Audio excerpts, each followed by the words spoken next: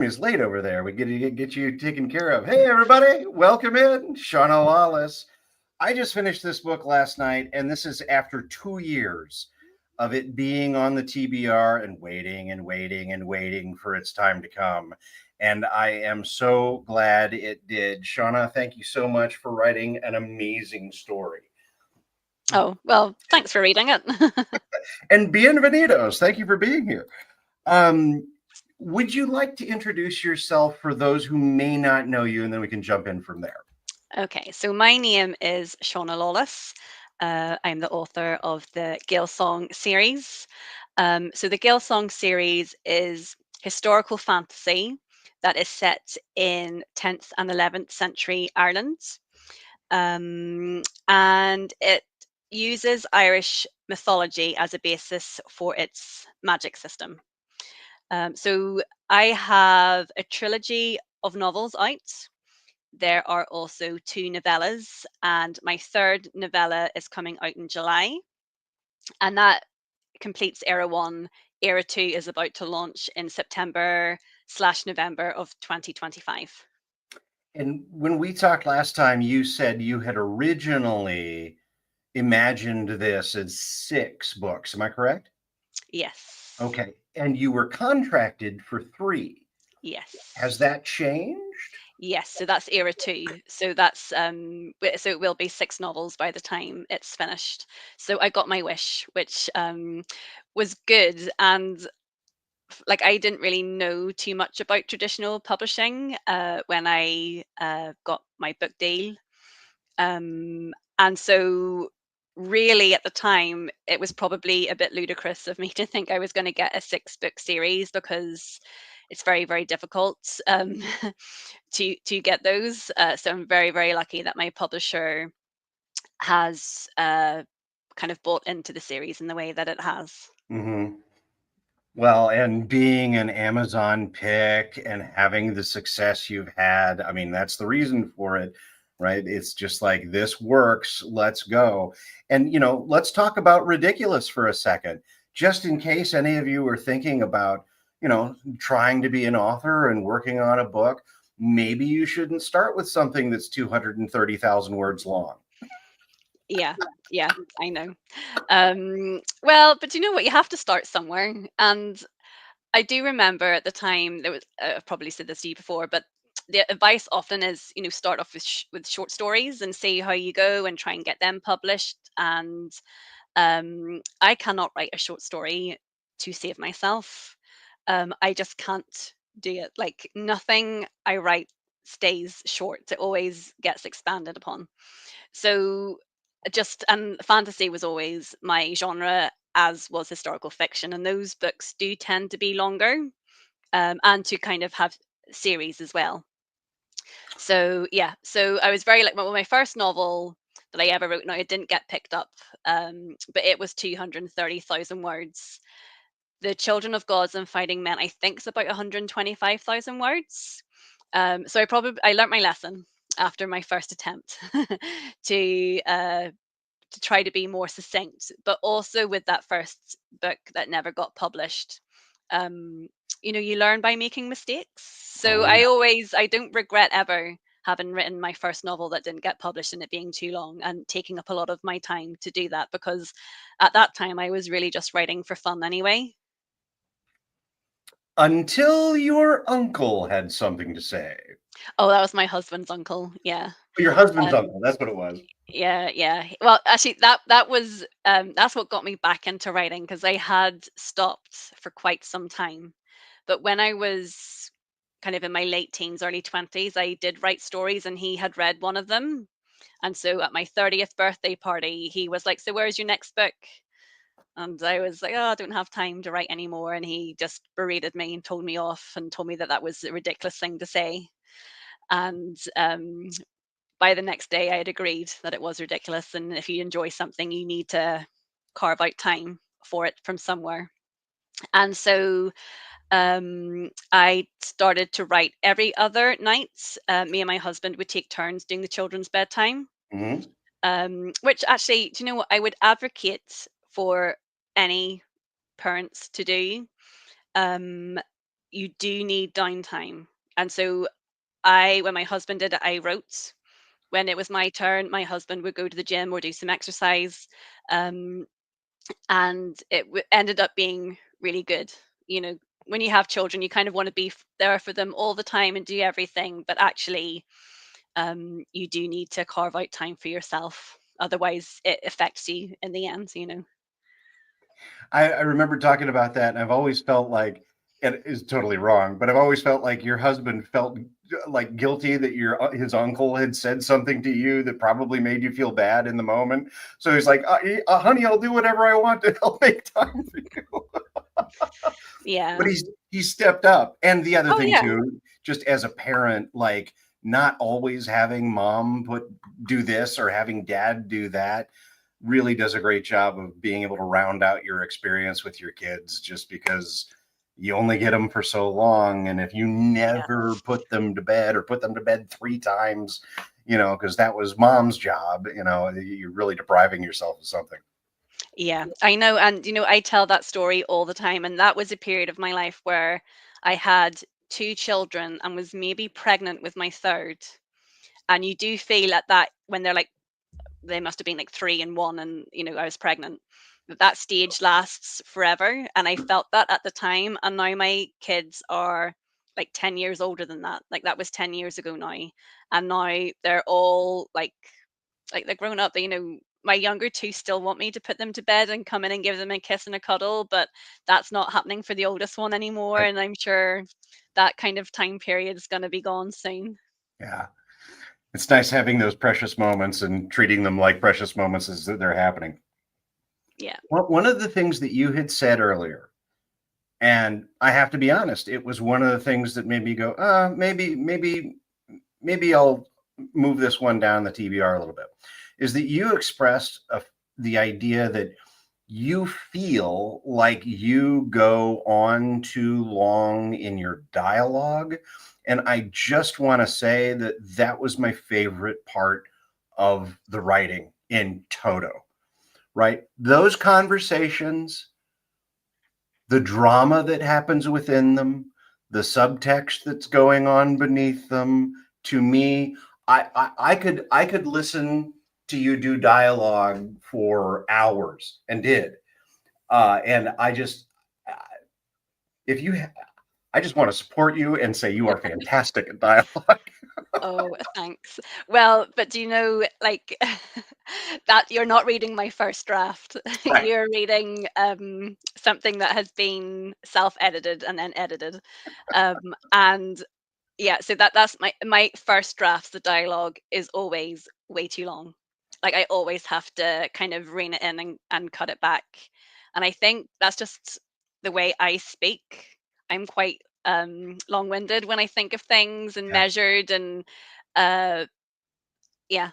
And but in the books, like that's not the way you want your characters to come across. They need to be a bit neater and a bit more succinct. And some of the characters are sharper, and I'm going to say this. See, years and years ago, I remember George R. Martin said that he was not as funny as Tyrion Lannister. I can't remember if the word was funny or witty. Witty, sure. I think it might have been witty. And I remember reading that and I'd be like, well, you're the author. How can you not be as witty as Tyrion Lannister? Because you're you're inventing all his dialogue.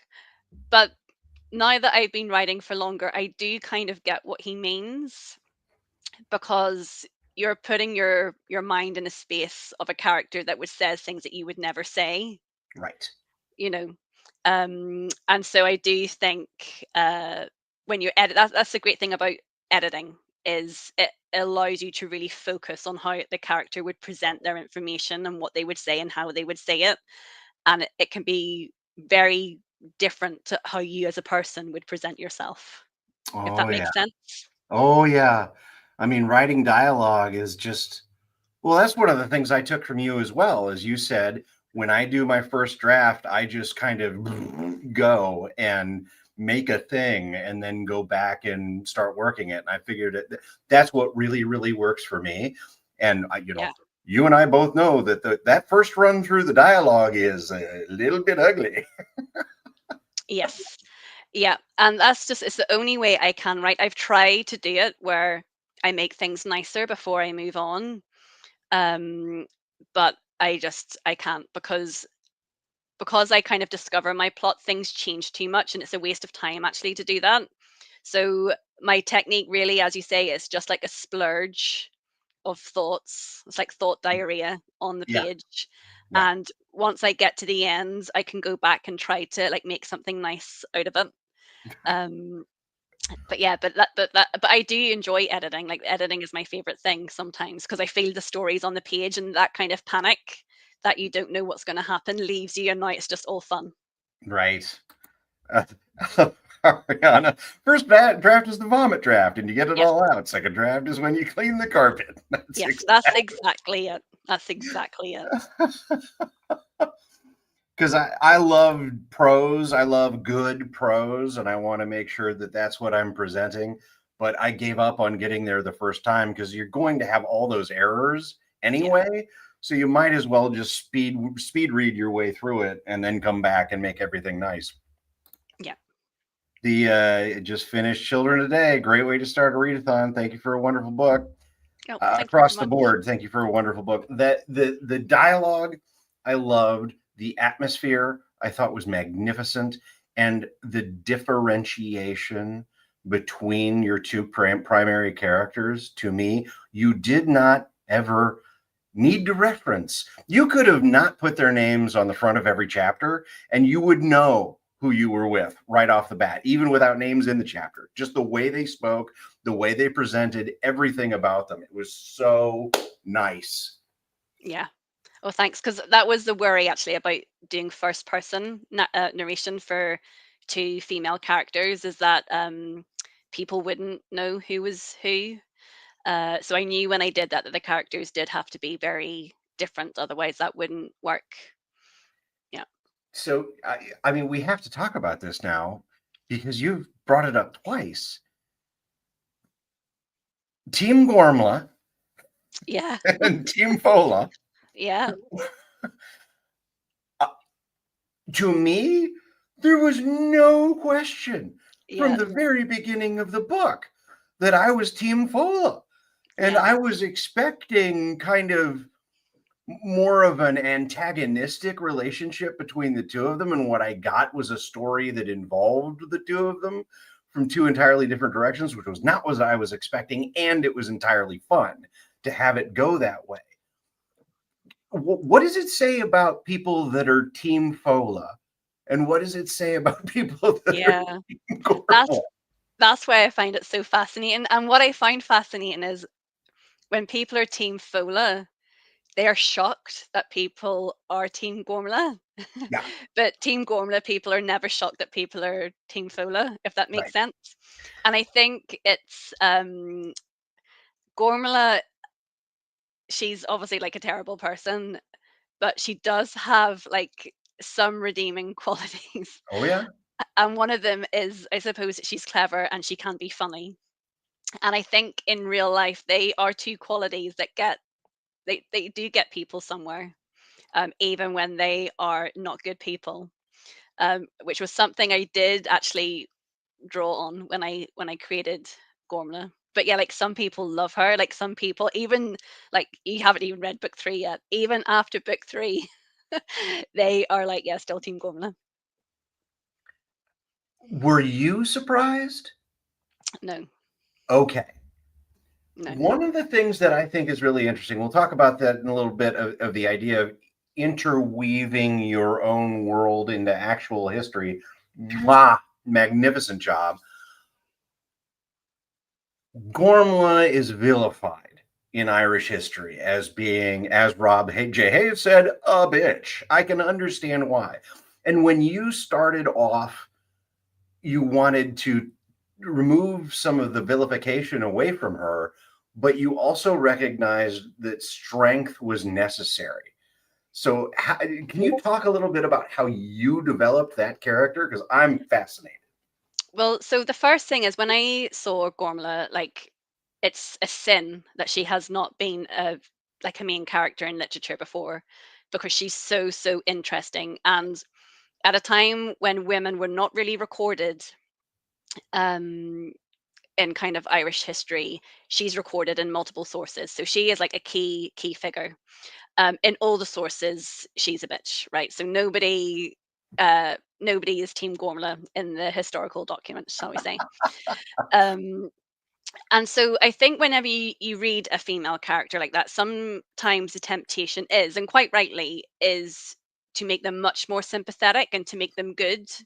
And perhaps that history has misjudged them or placed blame on them where it didn't exist. Sure. So, for example, like Anne Boleyn, historically speaking, she was kind of an adulteress, seductress who kind of stole Henry VIII away from Catherine of Aragon and split up the church. But from a modern perspective, you would look at her and go, well, her family thrust her upon the king. Um, how much say did she have in everything that was going on? Probably not much. And Henry VIII was one that was married, right? So you can look at kind of women from history and you can completely reevaluate them. And I think I was tempted to do that with Gormla, but then I also did think to myself, it would be more fun if I made her actually worse than history. Um, Okay. right, said she was.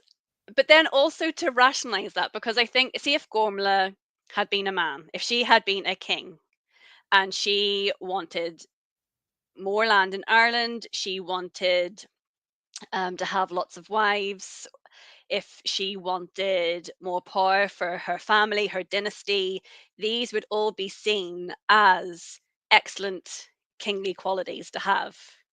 And so I'm kind of trying to poke at the fact that all her bad qualities as a woman would be seen as good if she was the king. Yo. And Wait, there's a double standard? Weird. yes, yeah, there is a double standard. So that's why I decided I'm going to make her worse. I'm going to make her do all these terrible things, and then have you realize that she's doing what she needs to do because all the kings around her are doing exactly the same things. Like she's playing them at their own game. So I find that just interesting to look at. And then, of course, then she gets to be pretty bad, and you get to have a lot of fun writing those sort of characters. Oh, I can only imagine during some of those scenes you were, I mean, well, heck, you start off with, hey, you know what? Okay. They go ahead and divert that blame over here. Oh no. Yeah, yeah, she's very good at that. She's very good at blaming other people and not blaming herself. Which is a phenomenal opening. And the idea, okay, correct me off the bat. I think that Gormla and Brian Baru are the two real life characters. I think Silkbeard was also a real character. Am I missing anybody? So Marka, who's Brian's son, is a real historical character. King Secnol, who is the king of Meath, he's a real historical character. Okay. Um, trying to think. I'm trying to put myself back into book one, and who is Sorry. Sigurd the Stout in book one, the Oh yeah. king of, yeah. So he was the king of Orkney at the time. He's a real historical character. Actually, anyone that's a king or a prince or Anyone who related to would the have been recorded. yeah, that they're all real people, and it's mostly uh, the descendants of the Tuatha Dé Danann are fictional. They're like everyone on that side is completely my imagination. Right. So the decision to do Gormla as Fomorian, how did that come about? So, oh, how did that come about? Well, Oh, sorry, I don't mean to ask you stuff oh, that's like 6 years old. That's like, yeah, I know. I'm like dredging up my memory. Well, the thing was when I was researching Gormla, now at the time in Irish history, I guess all the key families intermarry. So, uh, whenever a king gets married, um, you get told who he's marrying and who her father was, because that's how Irish names work. So, it would be Gormla, daughter of I'm trying to think. I can't remember what her father's name is anymore. But so you know who everyone is, who they're related Ethelred? to. No. Her father's mentioned, I think, once. I'm trying to Yeah. think what his name is. I can't Somebody was a remember. child of Ethelred, but I can't remember who. Oh Sorry, yeah, no, I no. don't mean to take you on a genealogy tour. That's not my intention. Oh yeah, no, no. Well, he's not really mentioned in the book anyway because he's already dead. So you know that in Irish history, you basically do know the genealogy of everyone. What was interesting for Gormla is that no one knows who her mother is, which doesn't happen often. You know, you normally know what royal family, I guess, or like what clan kind of the brides are coming from and who's married who. And so I read an article and someone had done some research and they had found some sort of obscure writing about her from like from a historical document, and it sounded like the her father had married a slave or else possibly someone that was from the Vikings, so a stranger essentially. Yeah. And I just thought, well, you know, that's such a good way to get Gormla as having had this mother who isn't from Ireland, and that you can bring these magical powers into her. And it's sort of almost historically, I could get away with it because I'm not Yeah. having to write out her mother or pretend her mother was like someone from Irish history that had these powers. Yeah. Like it's historically accurate that no one really knows who her mother was, and she wasn't Irish.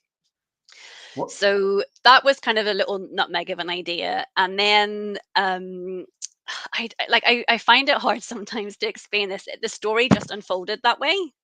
Um, Gormla, I kind of I thought if I was to tell a historical fiction with her as having no magical powers, she would be very restricted, yeah. and a lot of her agency, I think, would be taken away from her, and it would probably end up sounding like these other novels that I've read, where you're kind of talking about a a princess or a queen from history. And I did want it to be different, Yeah. Oh, yeah. um, and to kind of contain that magical element. And then, so I thought about making her Fomorian because of that, because she's kind of this evil character. And then having the other main characters being from the Tuatha De Danann, which in mythology they were enemies, then just kind of made a lot of sense. The Fomorans I knew, the Tuatha De Danann I had seen. It's like I'm gonna get it right. Finn McCool or Cuchulainn, right? Yes. It's like okay, that passes in and out of your transom, and you kind of you know hold on to the word, but you don't really know what it means. And Yeah. the Tuatha De Danann were entirely new to me, and I just okay. I'm going to go ahead and talk about my experience because one, super bold to put it in the real world. I'm an American. We have no sense of history.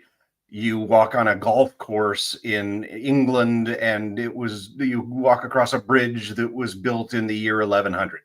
Okay. The idea that Ireland as it was and without any Roman influence, and with that slow accretion of the church, and all of those elements that you set up so beautifully, wove it.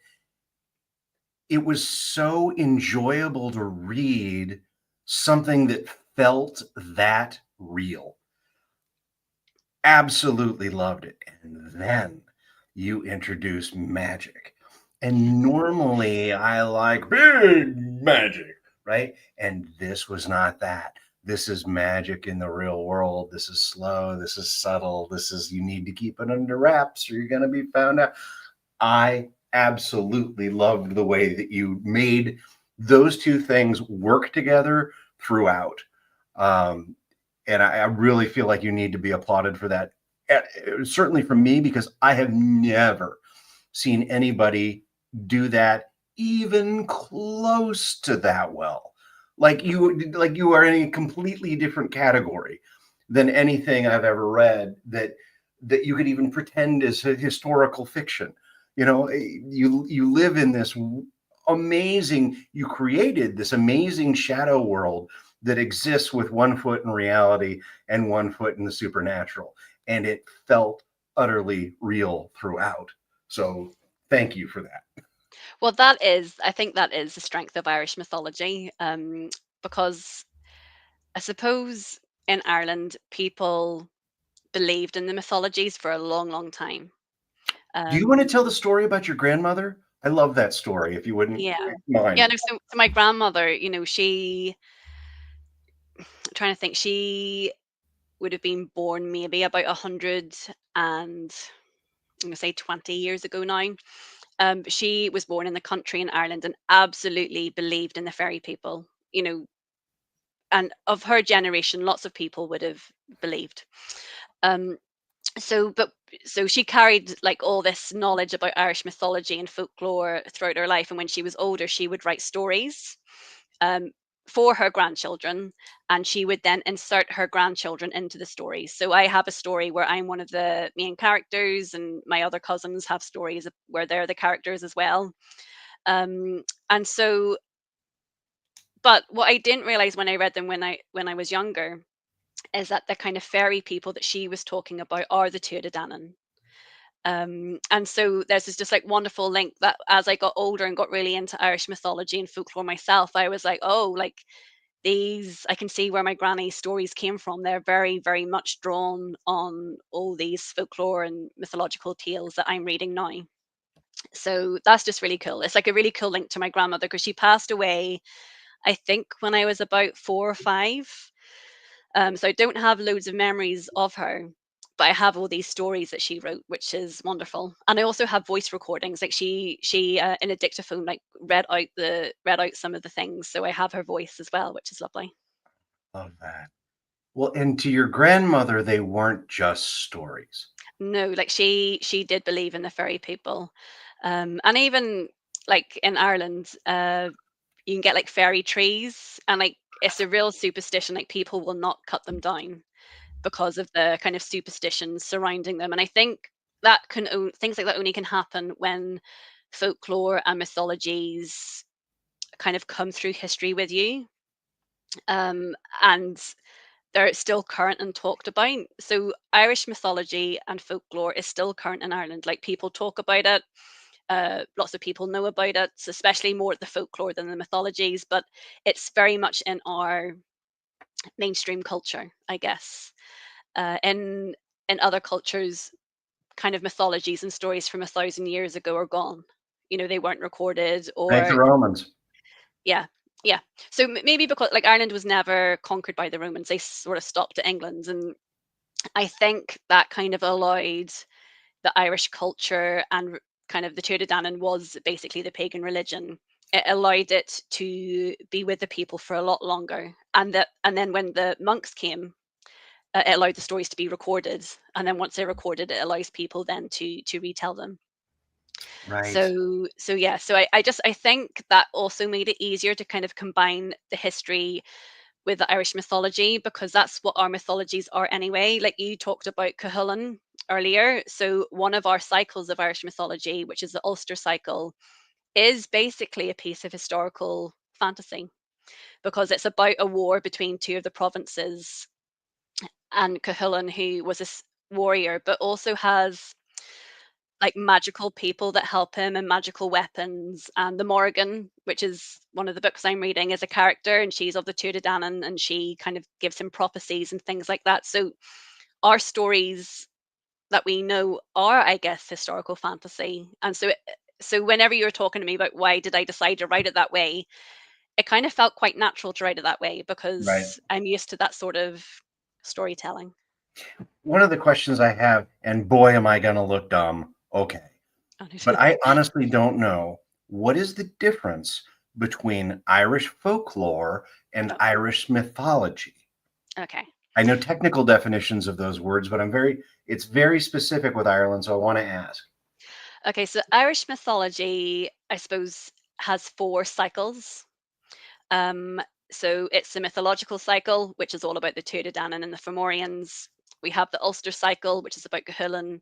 we have the Fenian cycle, which is about Finn McCool, and then we have a historical cycle. So they're all like recorded from years ago, and they're pre-Christian stories, I guess. By the time we get to folklore, they are stories that have been created post Christianity Okay. after the Tuatha Dé Danann have been banished. Okay. But because the people still believed in the Tuatha Dé Danann, and because the church didn't want you to believe in the Tuatha Dé Danann, they became these kind of mischievous fairy people who would play tricks on you. Right. You don't want to draw And their attention. yeah, and you'd get things like leprechauns and banshees, and much more gothic and frightening. Whereas the mythologies are tragic, but um, not horrifying or scary, really. Folklore, and I think the folklore that's like popularized is a folklore at the time that was popular in Ireland at the time of the famine. And so when Hmm. people left Ireland and That's went to when everybody America split. and went to England, you're kind of getting all these like tales of banshees and changelings and evil happenings. And I often think to myself, I wonder were those stories popular at that time because of the famine and because you're having such dark things happening, like in your land, I guess. Uh, and that they're the stories that were popular at the time, and it kind of got brought over with everybody. Right. Well, and it's also part of, okay, you've got Irish fleeing to England and America and all over, and nobody gets an actual absorption of the culture, but they do kind of cherry pick the most extreme stuff. And that's Yeah, what the fun sticks stuff. out. Yeah, Right. so banshees are like, I mean, they're so fun. Leprechauns and pots of gold at ends of rainbows, that's fun. So the folklore stories, I think, are told kind of more with that mind view. Uh, but they are related because the fairy people essentially are the Tuatha Dé Danann. Yeah. Yeah. Okay. Well, no, actually, I want to ask this one first, and then I'll ask a personal question. Yeah. Are you sick and tired yet of people talking about the names and the spelling and the all this? You have to be asked that every time. Yeah, I do get asked that a lot, but I'm not sick of it because I think the thing is Irish is it's a different language. And it's not a language that came with the Roman Empire, right? So, which is why it's difficult. So when I was at school and we would do Spanish and French, you know, and we actually did do Latin as well at my school. You can see that those words are all interlinked and words have similar like patterns and there's phraseologies. Irish is so much older, and that's why it's a lot harder to learn. Yeah. And there's not as many letters in the Irish alphabet, which is why letter combinations make sounds, uh, which is also can be hard to learn. And we have fadas over vowels, which like Right. the lines, and they give the vowel a different sound. Uh, yeah, so when people ask me questions about the Irish language, I'm not an expert. I wish I was better at Irish than I am, but I don't mind people talking about it because I think it's always good to talk about a language that is trying to, I guess, have a resurgence or kind of come back. In Ireland, at one point, it was a very low percentage of the population knew it. I Right. think that's increasing because a lot of efforts being put into teaching Irish, and Preservation. so to me, it's fascinating, and also the way we speak in Ireland. I think people call it Hiberno English or Hiberno Irish. I can't remember what way around they say it, but our speech pattern is English words with Irish grammar, which is why sometimes it sounds like we speak with words a bit back to front. Hmm. Um, and I find that interesting too. That that our speech patterns are slightly different because we've kind of just put words onto the Irish grammar system. Right. So no, so I'll like, I mean, literally, I will talk about that all day. I find it very fascinating, and any interest in the Irish language is always good. Just thumbs up. All right. Well, then I'll ask the personal one. And I feel ashamed right now because I am not going to be able to remember her name except for the fact that it started with an A. But you put the sister on the island and then you just left the sister, and then you bring her back in the epilogue. I'm like, no. Oh yes, that's Ronit. Yeah. Yeah, Do we get right, R? Do we get more of her later on? You right? Have to. So book yeah, two? yeah. Of Okay. course you do. Yeah. Okay. I don't know. There's something about her and her story and that moment of decision that she has to go through and then accepting that fate that like hit me like a train. So I am absolutely fascinated. I was like, all right, all right, all right. She exists to provide an emotional context at the beginning, and now we have the nephew, and we need to adapt a disguise. Okay, got it. And then she came back at the epilogue. I was like, no. Yes, I love Ronit, and I know lots of people think that as well. Like she's sort of a device, but she's not. Um, and actually, if you want more Ronit content, my first novella, A Dream of Fire, is her prequel novella. Like it's her story before The Children of Gods and Fighting Men. So Um, let's talk about that for a second. yeah. Now, the last time that we talked, the book one was out. The everybody loved the cover for like 6 months from March until September when it came out or whatever it was, and then boom, hit, beautiful, everybody loved it. Words of Kings and Prophets was already done. Yes. Living and Dead is what, maybe a year it's been out. The Land of the Living and the Dead came out in September, so it's out 6 months now. 6 months now. Okay. And you already have Daughter of the Other World waiting. Yes, it's finished.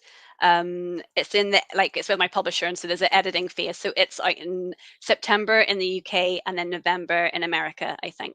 Okay, so 1 year break between Dead and Otherworld. Yeah. Okay. Um, I think, by the way, really genuinely super congratulations on everything, but also getting picked up for the second series. I think that's magnificent, and I am so glad you are having the opportunity to tell the full story. The the novellas, and I really do love the covers on those. Um, is there a particular order that you need to read them in? Do you need to read X before you read Y? Are they built so like whatever Dreams of X comes after the first book, and how does it work? So you can read Dreams of Fire whenever you want. Okay. Um, so I do say if you have never read me and you're like, I don't know if I want to commit to a whole novel, Dreams of Fire is a 20,000 word novella. You can give it a go and see what you think. Introduction. Come on But in. if you have read book one, now's a good time to read it. Okay. Then you should read The Words of Kings and Prophets. And Okay. Dreams of Sorrow should 100% be read after book two. Got You shouldn't read that at any other stage. That kind of needs to come after the second book. it. Got My it. third novella, which is coming out in July, is called Dreams of Chaos. Mm-hmm. And it is a historical fiction novella that is also completely standalone, in that anyone could read it, even if you didn't want to continue with the series. Um, but it is a prequel novella that's related to Merca. So Oh, it's very much set just it's only in the human like realm. There's no kind of magical story historical fiction. in that. It's historical fiction. Yeah. Got it.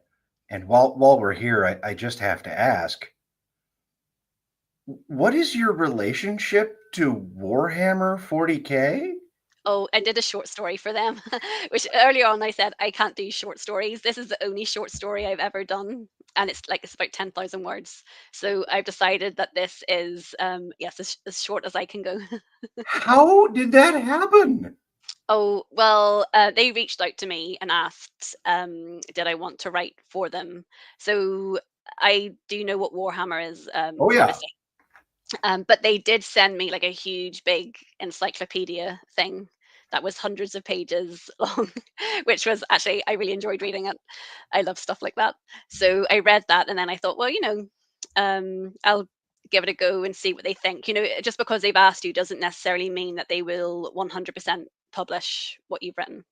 But they did. They liked it, so that was good. And so I think that got published in October. But how was this the first time that someone had reached out to you asking for you to write something?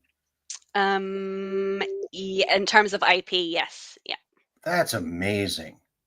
That is absolutely stellar. Did you yeah. have a It's good pretty cool. did you have a good time putting it together? Because short stories are hard. I mean, Yeah, there's nothing harder. yeah. Short stories are really hard, and you know, it is hard writing in someone else's world, if that makes sense, because you have to completely write to their rules. You're not allowed to go like off script, which I completely am on board with because it is their world and they've obviously curated it over the last like 50 plus years. Um, so but obviously it constrains you then as a writer. But I did enjoy it actually, and I enjoy the Warhammer world, so it was a nice word to write in. And I wrote a few pitches for ideas, and so the editor liked one of my ideas, and we kind of decided to go with that. But yeah, I mean, it was something different to do. I kind of felt like, when you're early in your career, you need to take opportunities that come to you, and you need to take chances and take risks. Um, and so when I was offered, I mean, I think the initial reaction would have been, I'm busy with my own series, and then maybe I don't have time. But then I was like, but I might never be offered to do anything like this again, and I should I should give it a go. I am so glad you did. Because I mean, you look at that library and you're like, wait, one of these things is not like the other. And I'm completely with you. The idea of taking risks and doing something that's not yours, I think is phenomenal, especially doing something that's a short story, which is already a gigantic challenge anyway. Yeah. And being able to go, you know what? Yes, I will tackle that. Thank you. Yeah. No, it was fun. And yeah, I really enjoyed it. Actually, it was a really good experience, and it was good that I made myself write a short story. Otherwise, I would still be completely convinced that I am unable to. Oh, so hard. There's nothing harder than writing a short story. Maybe soccer. That's about it. Uh, so let's talk about real quick, and I don't mean to take up too much of your time, but Daughter of the Other World. Yes. Okay, are we are continuing forward with the story of these characters? Is it built so that you can come in at Daughter of the Other World and continue forward from there? Is it oh no, you got to read all six and the novellas? Is it oh, I'm taking this to an entirely different place? What's going on with Daughter of the Other, Okay, so you can start with Daughter of the Other World. It's a completely new era in history. right? So, you don't need, I suppose, any of the historical context from the first series because it's all new anyway. So, I will be explaining the world to the readers from the get go as if they have not read the first series. Right? There are some characters that cross over. But how So, could that possibly happen if it takes a hot place 100 years? Oh, wait. yes, yes, because some of them are obviously like almost immortal characters. They don't live forever, but they can live for a long time. Well, and the So idea of dying and taking over a new identity is something I would be fascinated to see you do in this world with these characters. I think it would be amazing. Sorry, go ahead. yeah, yeah. So you can the novellas are all you can read them if you want to. You don't have to read them for the main series. They are additions um that I think enrich the series, but you don't have to read them. Not everybody likes to read on Kindle, and at the minute that's all where they are. Sure. Although we're working on other formats. But yeah, so I'm giving you lots of entry points. There is no No excuse kidding. for you not to try one of my books. There's about three or four places where you can start. Well, and dreams of fire. I'm just going to say, if you're not sure Whether or not you want to jump into a 120,000 word book, I get it. I completely understand it. But please jump in, try Dreams of Fire. You can have that finished in 2 days. Oh And yeah. by the time you're done, you will recognize what kind of brilliance is involved in Shauna's work. And I think you will continue forward. Well, thanks. Yes, and just as as an added selling point, if you've read The Children of Gods and Fighting Men and thought I wanted it to be more magical, like the series does get more magical as it goes on, I can but only imagine. Dreams of Fire is much more fantastical because it's only in the realm of the Tuatha Danann and the Fomorians. You're kind of Oh, in their history. But then also, if you're like, I really like the historical fiction sides, not so sure about the mythology, then Dreams of Chaos is only historical fiction. So I guess I'm trying to write novellas for all my readers. you have created like the baby pool entrance. It's just like, here's your little slope. If you like this, you can come in this way. If you like this, you can come in this way. It's just like, that's well done. Well, and like I said, one of the things that it's enchanting.